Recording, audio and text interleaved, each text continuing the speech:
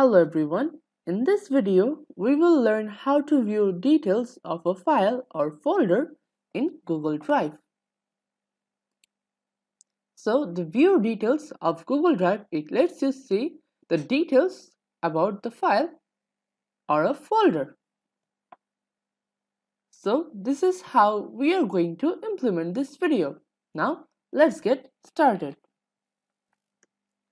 So now I am inside my Google Drive. So let's say I want to view the information of this file. So I'm going to right click on it, then left click on view details.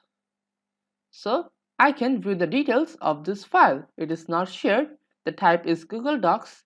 The size is 0 bytes. The storage used. The location. The location is my drive. It is in my drive. The modified. The date it was opened. The date it was created. So this is how you can view the details of a file. So now let's have a look at the summary.